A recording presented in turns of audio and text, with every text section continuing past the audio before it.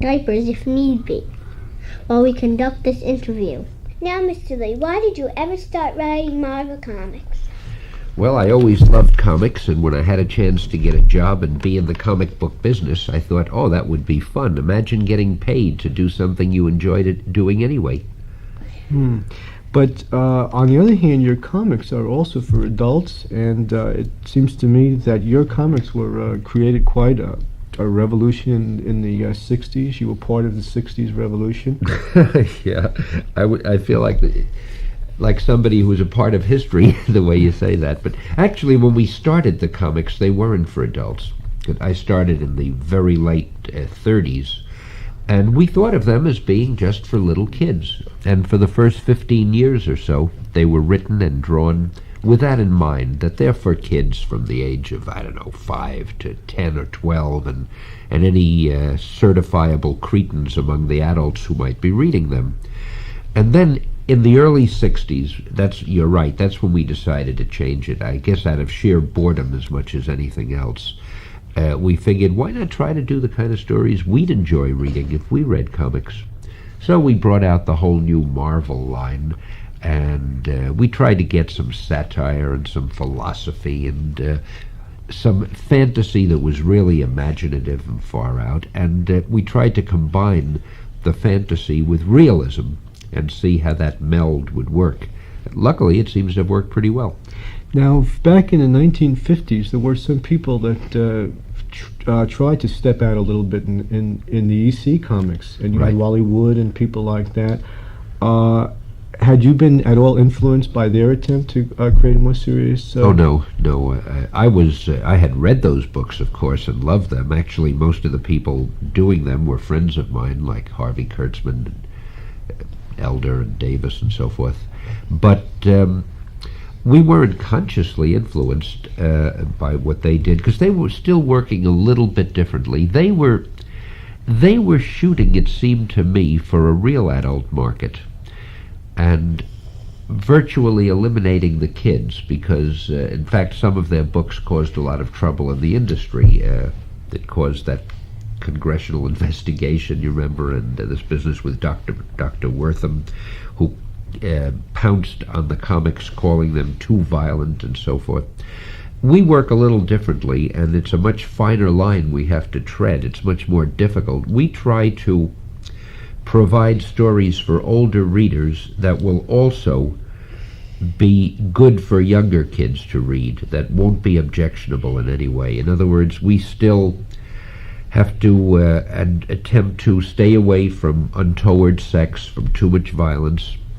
The stories are pure, and they're beneficial as we can make them, and yet we have to find a way within those parameters of still making them interesting to an older reader, which is, if you think about it objectively, it's a totally impossible task, and I don't know how we've managed, because sometimes I think, take the college audience, where Marvel Comics are very big on campus now, and have been for the past decade.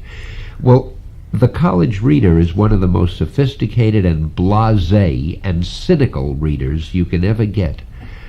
And how to produce material for young kids that will still turn on a college kid, if I had to explain how we do it, I wouldn't be able to. Well, now, it seems to me when I was back in college, the trouble with the comics is that they weren't very real. And I remember when I was in college, it was directly after Dr. Frederick C. Wortham tried to lower the boom on the comics. One thing he did say was Batman and Robin and comics like that were sexually perverse. Another thing I think he pointed out was that comics like Wonder Woman are rather perverse also. Now, you have heroines like Wonder Woman, but you haven't got any Batman and Robin. It has nothing to do with sexual perversity in our case. I used to kid about this. I lecture a lot on campuses, and I very often will bring this up. I say, even when I was a teenager reading comics myself, I'd read Batman and Robin, let's say, and I'd say, this guy Batman has to be crazy. If I were a superhero and an adult, even if I weren't a superhero, if I were just an adult, the last thing in the world I would do is pal around with some simpering teenager. at the very least, people would talk. Now, I don't think, when you mentioned the sexual overtones, or undertones, as the case may be, I don't think really, and I'm not trying to defend a competitor, I don't usually make a practice of doing that, but I don't think any of that entered into it. What happened was, in those days, the publishers were very simplistic in their way of thinking, and the average publisher, in his wisdom and total incompetent ignorance, would imagine that, hey, these books are for kids. If you want a kid to read a book, you got to have stories with kids in them so that the kid will have somebody to empathize with. A kid would never have read Robin Hood because there were no teenagers in Robin Hood. So that's really the reason teenagers were virtually obligatory in those books, because the publisher felt there's got to be a teenager so the kid can identify with him. I mean, it was total nonsense, but that was the level of thinking that went on in those days in comics. Now, in your own comics, you have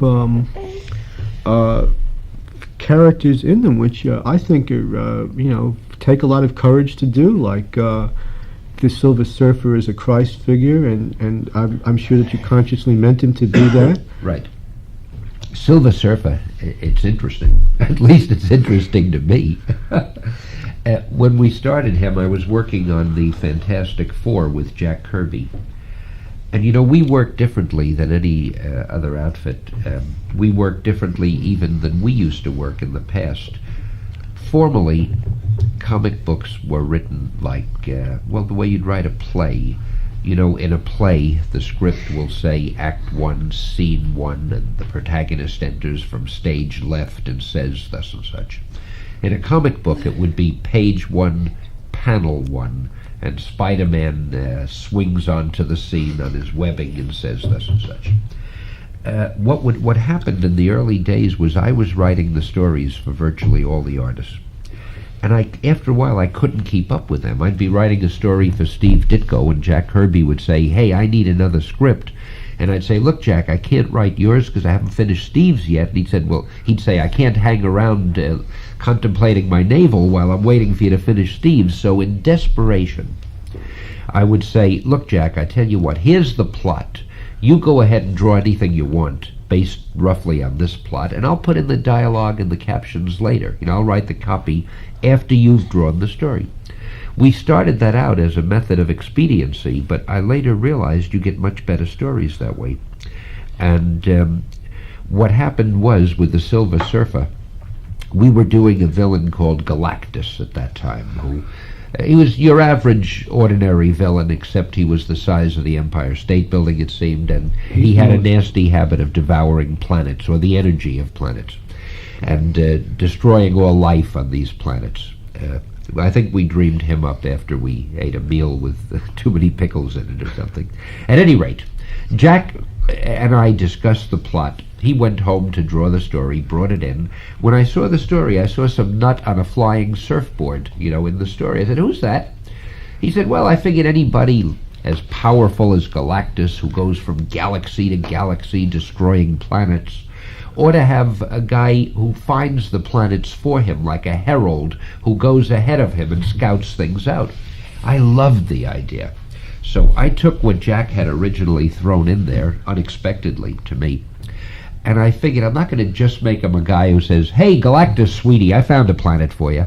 I'll try to give him a personality of somebody who's pure and noble from outer space and who doesn't really want to find these victimized planets for Galactus, these soon-to-be victimized planets for Galactus.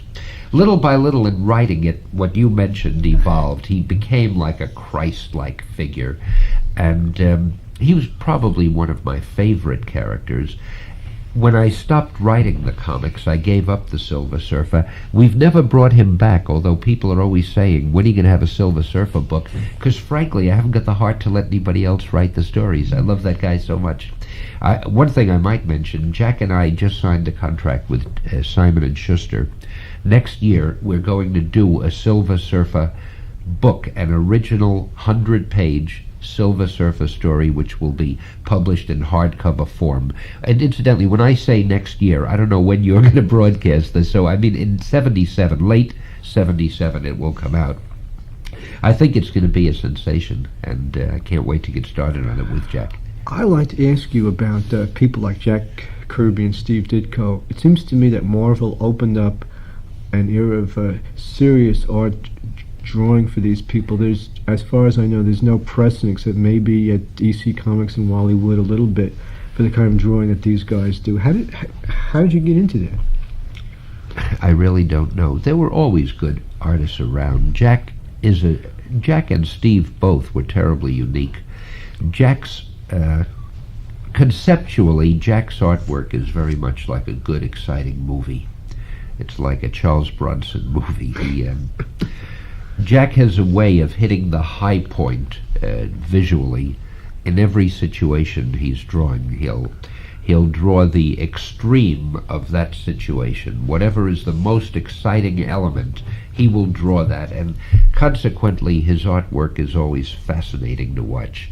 Steve Ditko, who is no longer with us and hasn't been for years, but Steve had a way of telling a story realistically. After a while you'd forget you're reading a comic book and you'd think this is really happening. And he drew characters really in many ways the opposite of Jack. Jack glamorized everything and exaggerated everything. Steve's artwork, I always felt, was very low-key and very realistic. If he drew a hero, the hero looked as if he might have fallen arches or something, or as if he might have an allergy attack. He didn't try to make the hero bigger than life. He just tried to draw an ordinary guy who could be heroic. But both, in their own way, I think, are two of the finest talents in the comic book business, in the art business. Well, I'd like to say something about the kind of writing that you do. Sometimes you've had comics that resemble the works of Borges and people like that. You put yourself in your own comics. There was one comic that came out, I think about 2 years ago, where characters in your comic actually became aware of you at Marvel Comics. They showed up in your own offices. Yeah.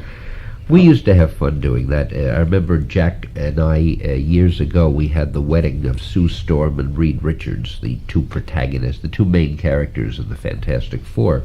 And at the end of the story, just for a gag, Jack drew the two of us appearing at the door at the wedding, and we weren't allowed in because we didn't have invitations. After the wedding was over, and the story ends with the two of us walking off into the night. We had been turned away from the wedding of Mr. Fantastic and the Invisible Girl, which was, I thought, a cute touch. And we occasionally do things like that. See, what we try to do with the comics is do the type of things that we enjoy, that give us a kick or a chuckle or that turn us on. And we feel that if we enjoy it, there are going to be millions of other people around the country who enjoy it too, because we're not all that unique. That, I think, was the big lesson I learned when I started Marvel Comics. I learned the answer to succeeding at something, if you're in the media, if you're trying to entertain people, is don't try to do something that they will like, because nobody knows who they are. You can't put yourself in anybody else's mind.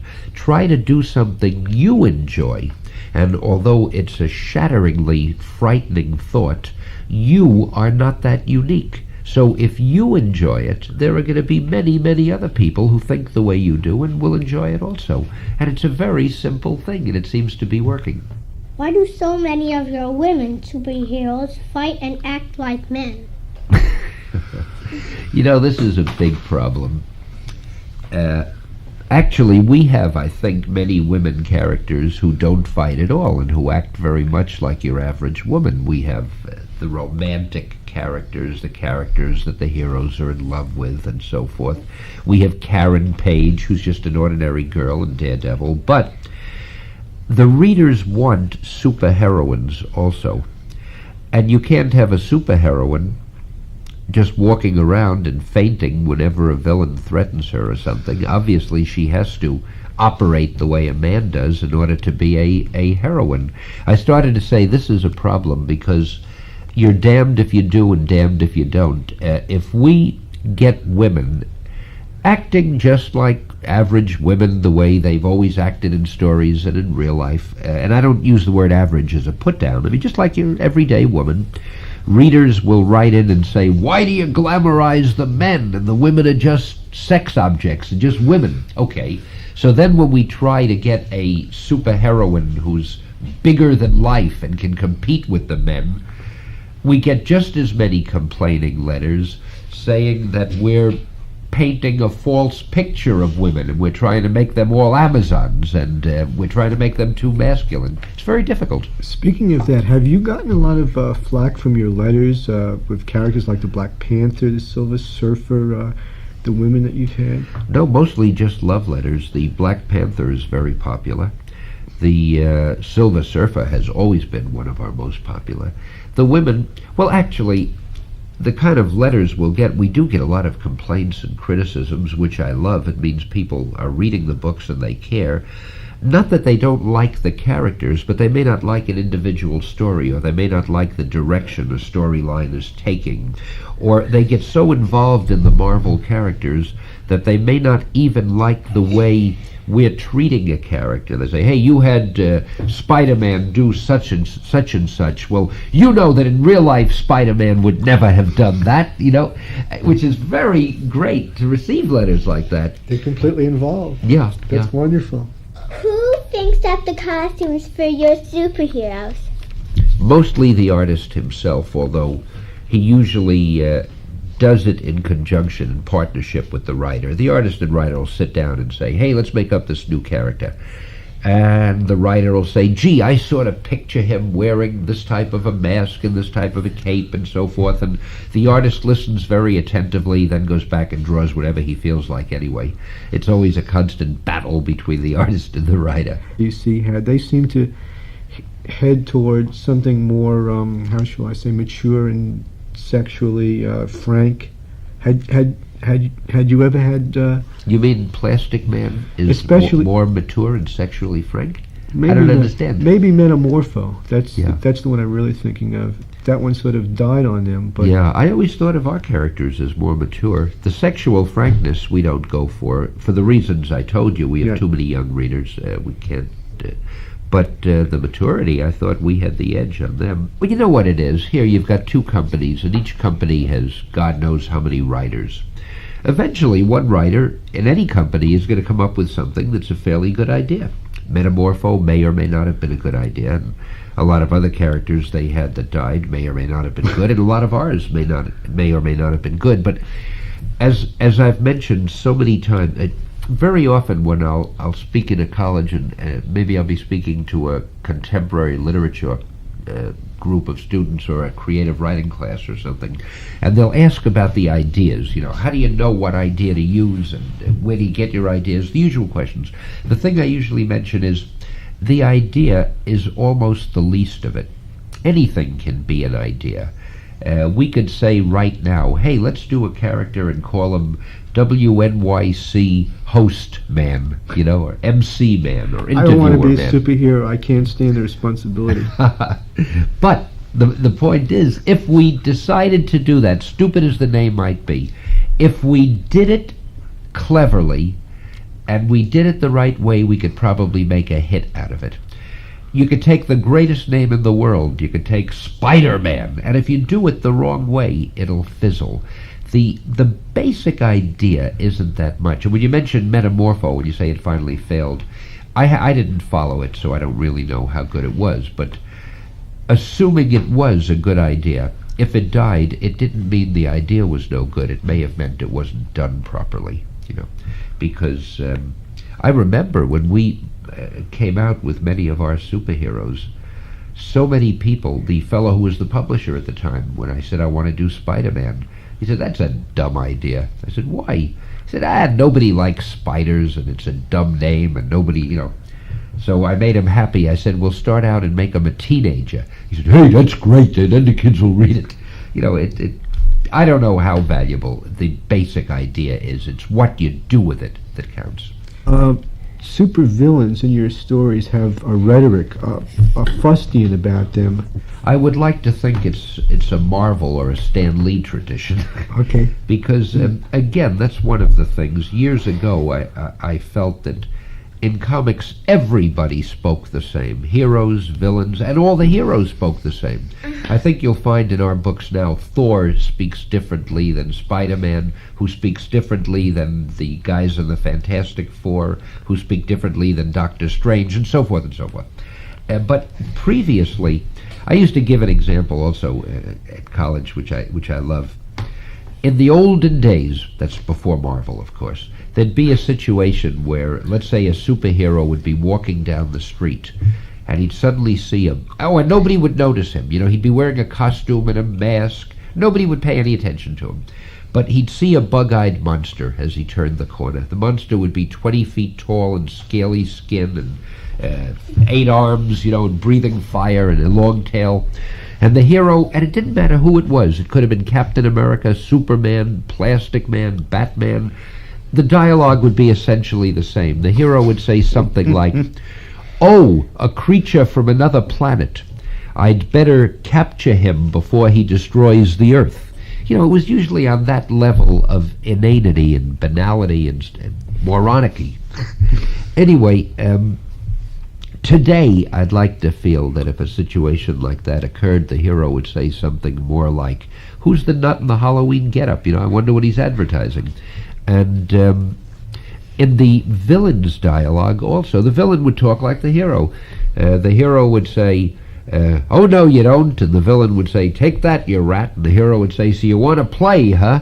And, you know, it was on and on, just, again, banalities. And the villain would say something like, "If I do this, I'll be able to succeed in doing that, and then I'll be the richest man in the world, haha." And the hero would say, "If I get there in time, I'll be able to stop him and I'll save the world," and nothing. Okay, so when we started coming up with characters like Dr. Doom, who was supposed to be the world's evilest, most dangerous villain, the king of his own nation of Latveria, the world's greatest scientist, mad, evil, scientific genius, I could hardly have him say to somebody, "Hey, let's cut out for a while. I want to get a cup of coffee," you know. It seems to me a guy like that has to say, "You fool, you dare defy the will of Dr. Doom." I mean, his dialogue would have to be a little bigger than life. It would have to be a little richer. It would have to be a little more self-conscious. The best example I can give is if you take the old movies, Basil Rathbone didn't sound like Spanky McFarland in Our Gang, you know. So this isn't anything unique with comics. I think any writer who tries to write well tries to have his characters speak like people in real life would speak in that same position. Now, I notice a great deal of your villains have a lot of class, which is an innovation of Marvel. There's Victor Von Doom has an enormous amount of class. Galactus. Oh, I'd love him for Next Door Neighbor.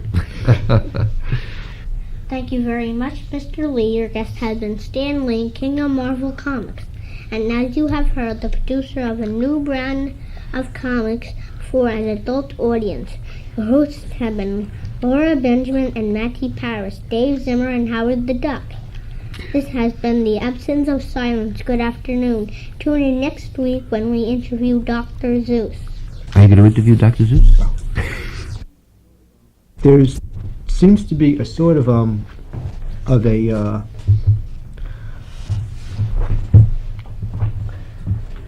in Marvel, there seems to be a tendency to how shall I say this, to fuzz the line of the good guys and the bad guys. The bad guys have good qualities, the good guys all have bad qualities. Aren't you heading toward a level of maturity in comic books? Aren't you trying to say something more than... I fervently hope so. Yeah, well, again, that was a thing that we decided to do at Marvel. The feeling was, why should the characters always be one-dimensional? You know, the good guy is always good and wears a white hat and never does anything wrong and always wins at the end. The bad guy is always unutterably evil and irrevocably unredeemable and so forth. So I thought, wouldn't it be fun if we have good guys who occasionally fall on their faces, who occasionally make mistakes, who worry about dandruff and trip at the last minute and let the bad guy get away, and wouldn't it be nice to have bad guys that you could almost relate to and feel, well, maybe I'd have done the same thing if I was in his position. Now, Dr. Doom, who is the worst and our best villain, I love him because he doesn't really think he's doing anything wrong. He wants to rule the earth. Now, he feels he's eminently qualified, better qualified than anybody else to be the ruler of mankind. I think he's a lot more qualified than our president right now, Gerald Ford. There you are. Now, if you look around at what's happening in the world, I mean, who is to say Doom is wrong, you see? And he's certainly smarter than most. And that's Reed Richards, who's smarter than him, who graduated with a 4.0 while he only had a 3.9. You're right. Now, the interesting thing that we try to do is we try to make Dr. Doom more interesting. Reed Richards is kind of stuffy. At least he used to be when I wrote the stories. I hope he hasn't changed. I mean, he talked too much, as I do, and he tried to use too many big words, as I always don't succeed in doing. And he bored people. In fact, the dialogue I used to love the best is when Reed was telling them how to save their lives in some situation, and the thing would say, "Cut it short, will you? Don't give us a speech," and that type of situation. So even there, Dr. Doom, as I say, one thing we used to kid around with Dr. Doom was I enjoyed the idea that he really couldn't be arrested because, as far as I know, he's only guilty of the crime of wanting to take over the world. Now, if you will consult your law books, you will find that this is not an imprisonable offense, as far as I know. You can walk up to a cop a minute from now. You can just go downstairs right now, walk up to a policeman and say, "Hey, I want to take over the world." There's not a thing he can do about it. That's not a crime. If you spit on the street, you're in for it. But you can take over the world. Nobody can do anything about it. So basically, I even enjoyed that. He never robbed banks, or kicked old ladies or anything. And I also enjoyed the fact that being the king of his own nation, he had diplomatic immunity in case he should do something really sinister like park on the wrong side of the street or something. So there's Dr. Doom wandering around. Nobody except Reed Richards could really do anything about him, and Reed never really does anything that much. So he's fun, and that's the way we try to treat all our villains. Make them a little different, not just a guy who's out to poison a reservoir or something, and that's the end of it. The question of money is interesting to me because not only are many villains run by it, but I remember the Fantastic Four went broke. Spider-Man is always trying to pick up some extra cash, taking pictures. You have one hero, Luke Cage, who he's a hero if you pay him. He'll save your company if you give him $10,000. Well, these are the things I like because, as we mentioned earlier, to me it makes it realistic, and I enjoy the juxtaposition of trying to be as realistic as possible with characters that are straight out of fairy tales. That brings me to another point, and that's Howard the Duck. I'm really curious about that, and I was curious about Howard the Duck in connection with the comics code, because here you have a duck who spouts metaphysics, who lives with in an adult relationship with a very sexy model, and he's a duck. I mean, the guy looks like Donald the Duck. I think that's why we've gotten away with it as far as the comics code. Because he's a duck. How can you worry about a duck, with a Isn't that bestiality? I don't know. Well, we don't really... if you can think what you want, they just simply share an apartment. And if you're going to worry about this girl and a duck, I'll have a talk with you after the show. But Howard is a strange case. We had this book called Man-Thing, written by Steve Gerber. And one day, I'm reading a copy of Man-Thing, and I see this little crazy duck running around the pages. I said to Steve, "Hey, well, who's this? What's he doing there?" And Steve said, "Oh, that's Howard the Duck. He's from another planet where they all look like ducks." Well, the kind of mind I have, that was a perfectly valid and sensible explanation. So anyway, I realized that he was a very appealing little character. He comes to Earth, and he's kind of a wise guy duck.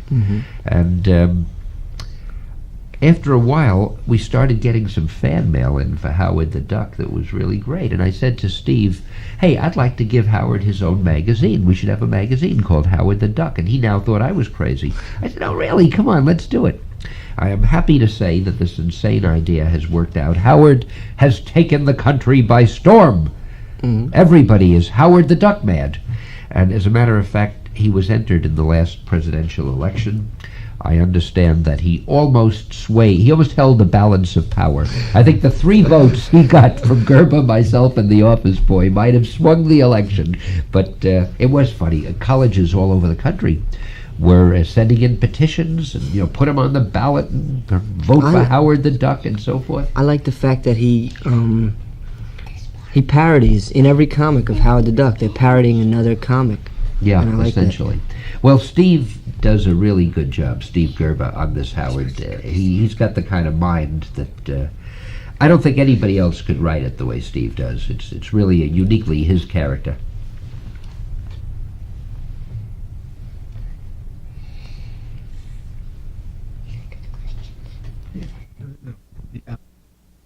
Liked him. Yes.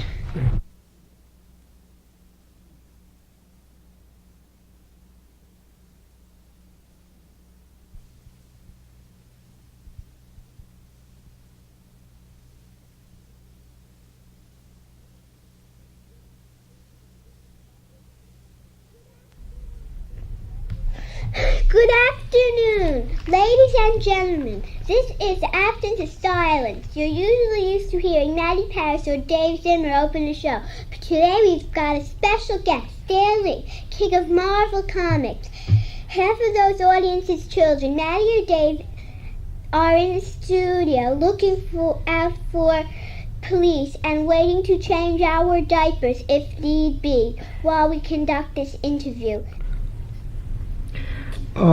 Can I ask you this? Do you do any comics that you really like to do even though they lose money? Oh, I don't like to do anything that loses money. But, yeah, I would say that even if Spider-Man lost money, and it's probably the biggest moneymaker in the comic book field, I would hate to give it up. The Silver Surfer is another one I would have just stayed with had I had the time to keep writing it. But basically, I must be honest, I don't have the luxury of just pampering to my own will and desire in that case. We're Cadence Industries, which publishes Marvel, is a publicly held company, and I'm a salaried employee there, and I don't think I'd be around very long if I said, we're going to do these books even if they do lose money. Nor would all the people working there, because I have a responsibility really to the staff, and we have a staff of must be around 50 people on staff, and about another 50 who work freelance. Their jobs and my job really depend on the company being prosperous, so we can't indulge in that luxury. Has there been any movement to bring back the Silver Surfer? Yes, I am going to do a book with Jack Kirby, not as a comic book, but it's going to be published by Simon & Schuster. It'll be a sort of a coffee table type of thing, or maybe it'll be like, if you've seen the book I've written, The Origins of Marvel Comics, and its magnificent sequel, The Son of Origins, and the brand new follow-up to that about the villains called Bring On the Bad Guys. It'll be in that form. And lest I forgot to tell you, there will be a 4th book coming out in, I guess, the end of 77, if I ever get it written, which will be called The Super Women, telling all about our female characters. I have no idea what to do for the 5th book, but Simon & Schuster seems to want the series to go on forever, one a year.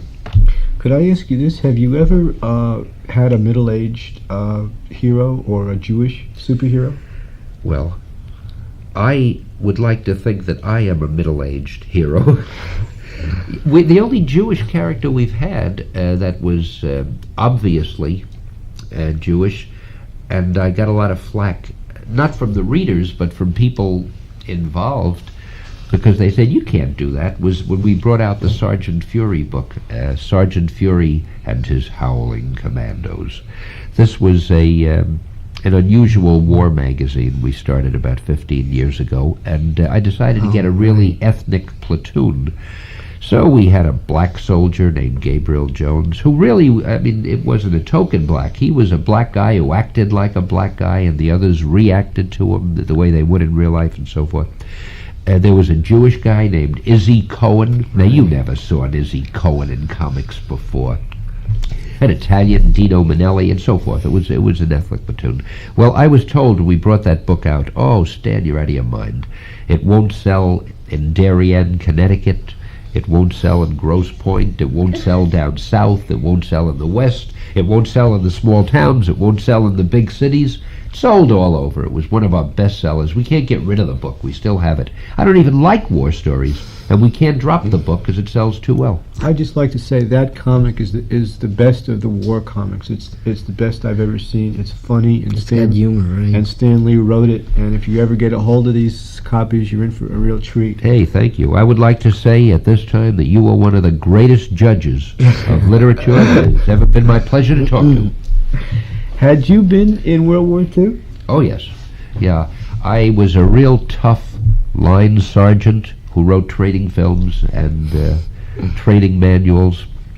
They shipped me all over, writing things to instruct people on always on subjects I knew nothing about. Of course, that was the Army way. I guess when I got to think of it, there wasn't much I did know about, but one of the things I'll never forget, we had a very big crisis in the Army. The guys in combat in the foxholes weren't being paid on time because there weren't enough payroll and finance officers. They couldn't train the finance officers fast enough to supply them to the field. I was handed 100 finance, I'm exaggerating, but a lot of finance manuals. Hey, Sarge, rewrite these manuals so that the guys can understand them and we can train the troops faster. Now, I'm not really digressing that much because I'm leading to a point. What I did was I rewrote them in comic book form, and we were able to reduce the training period from 6 months to about 6 weeks just by presenting the information in comic book form. At that time, I said to myself, I was about, 20 years old, I guess. I said, gee, comic books have to be one of the greatest instruments for communicating ideas that ever came down the pike, and in fact I wanted to get into the education business using comics, but I got sidetracked along the way. Let me ask you this one quick question. I agree that comic books are really, in a sense, educational, just as they are. I used to learn all sorts of things, but there was a series that came out. There was an Avengers series, and it culminated in the Celestial Madonna getting married to a tree, essentially, and transmitting all the way to heaven. And I was wondering how many kids could understand that. I know that, unless I had my Immanuel Kant open, I didn't really understand what was happening. Raises the golden bough. The golden bough, Yeah, right. yeah. It's a funny thing. We have found with stories like that, even if the kids don't grasp all the implications, they still enjoy the far-out artwork, the concepts, the nutty situations. But it's great for the older reader. Now, we don't do it too often because we don't want to just scare the kids away.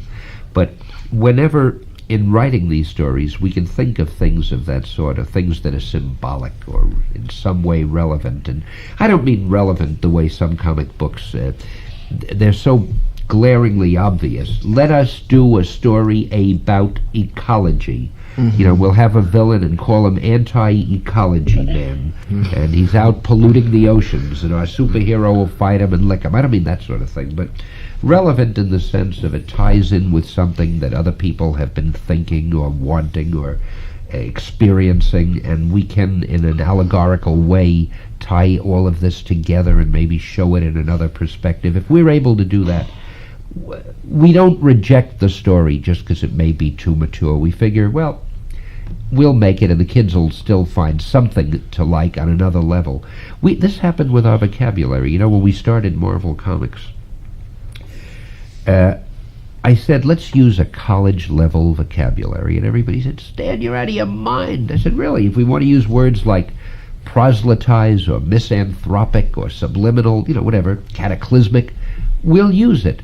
I figured the kids would know what the words meant by their use in the sentence or by osmosis, or if they had to go to a dictionary and look up a word, it wasn't the worst thing in the world that would happen, and maybe the older readers would appreciate it. And they wouldn't be forced to read words of one syllable throughout. Well, the incredible thing is we didn't lose one kid reader. We could tell that by our sales. But we gathered, this is when we started gathering an entire new audience, the college student. And it's been that way ever since. And it leads me to think a youngster's mind is like a sponge, and I really don't think there's anything that's too tough or too mature for a youngster to comprehend. Oh, sure, the kid can't comprehend all the subtle nuances about something, but I think they can understand so much more than we give them credit for, and they're capable of absorbing and learning so quickly. Most of them don't have the opportunity. It isn't thrown at them enough. And strangely enough, in our little idiot Marvel comics, I think there is as much or more learning for kids as you'll find anywhere else. I agree. My son is learning how to read, out of your comics, and his vocabulary is quite large, and it has quite a bit to do with his reading of your comics. That's great. I can't tell you how many letters we get from parents who say, we can't understand it. Little Johnny was almost a moron. He couldn't read, he couldn't talk, he did terribly in English. Suddenly he started reading Marvel comics. And now he's the best guy in school. We take him everywhere with us, and he entertains our friends. And, we don't know how it happened, but thanks. We have lots of mail like that. So, but it's very gratifying. Why do, all of your superheroes have some way to fly? Like, Spider-Man can, swing on a rope, and he has some way to get in the air. And, they all have some way of getting in the air. Well, that's part, I guess, of the superhero idiom. If they didn't have a way of traveling fast, the villain would always be escaping them, and I don't want them to be going around in Batmobiles or Spider-mobiles or Iron Man mobiles or Daredevil mobiles, so we have to think of something. We try to be tremendously scientific, as in the case of Thor. Now, Thor, the god of thunder, has this magic Uru hammer. I never did figure out what Uru meant, but it's very dramatic sounding. He has this Uru hammer. I felt when he has to go from place to place, it wouldn't look right for the god of thunder to take a trolley car, or a subway. So how's he going to get there dramatically? So I figured we'll let him fly by means of his hammer. But I didn't want it just to be a magic hammer that would get him there. That might be too much for kids to swallow.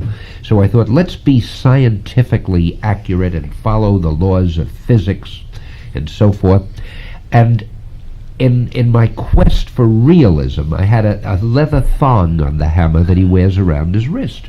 So all he does, with the thong attached to his wrist, he swings the hammer very fast, like a propeller. When it's going real fast, he lets go of it. The hammer goes flying off into the air, but of course the leather thong is still attached to his wrist, so he goes flying after it. Now, it is absolutely exquisite in its simplicity and its purity and its scientific accuracy, and I think that's a measure of the way Marvel Comics takes things very seriously and tries to make them all so they cannot be denied in any way. Could you tell us about the Steranko story? Because we all want to know about that. He was one of the great artists at Marvel, and he came and left in about a year, and he left a tradition behind him of Christopher Marlowe. As they said about Alexander the Great, he lived like fire and he died burnt out. Luckily, Steranko hasn't died, nor is he burnt out. But what happened was, and this has happened to many artists like Jim, like Barry Smith, and in some ways Neil Adams, these guys come along and they're really great, and they capture the imagination of the reader. They make a tremendous impact, but they're not as commercial-minded, and I'm not sure that's the word. They don't want to just grind out stories week after week. They do a few stories and they feel, well, this isn't what I want. I want to do other things. Steranko wants to form his own publishing company, and he wants to illustrate book covers and so forth. also, he was so involved in what he was doing, where another artist would take half a day to do a page, Steranko would take 2 or 3 days, and he really labored over it. So he couldn't really make any money at it because we get paid by the page. But what was even worse, we couldn't give him any steady books to do because he was always late. You know, our books are turned out on a production basis. We have their monthlies or bi-monthlies, which means they have to be finished in a certain time. With Steranko, he was never making his deadlines. After a while, he did in the beginning, but as he got more and more into it, he got later and later. The only reason he left was there were no books we could give him on a steady basis, and also he, as I say, wanted to do other things. I'm a great fan of his. I like to think of myself as his discoverer. I wish he'd come back. I think it's unlikely that he will. I think he's just getting into too many other things. And as I mentioned, the same is pretty much true of Barry Smith, and in some ways with Neil Adams. Neil has stayed in the field, but he also has no respect for deadlines at all. You just don't dare give him any book that has to go out on a regular basis. Question. Did any of the names you just mentioned, and let's even throw in Jack Kirby, did any of them ever draw for the romance magazines, or Millie the Model, or the Rawhide Kid, or anything like that? Well, Jack has done virtually everything. He never did Millie the Model. He's done westerns, he's done romance. See, in the early days, we did everything. For instance, I wrote everything. I wrote Millie the Model, and I wrote... How much writing do you do now? Well, now I don't do comic books anymore. I do all sorts of other writing. And I used to do westerns and war and superheroes and detectives and horror and whatever there was, romance, teenage animation stuff, and never thought anything of it. In fact, sometimes a writer would apply for a job, and I'd say, "What do you write?" And he'd say, "I write westerns." So I'd say, "Well, we don't have a western story at the moment, but I have a crime story you can do." And the guy would say, "Oh, no, I can't write crime. I just write westerns." To me, he was crazy.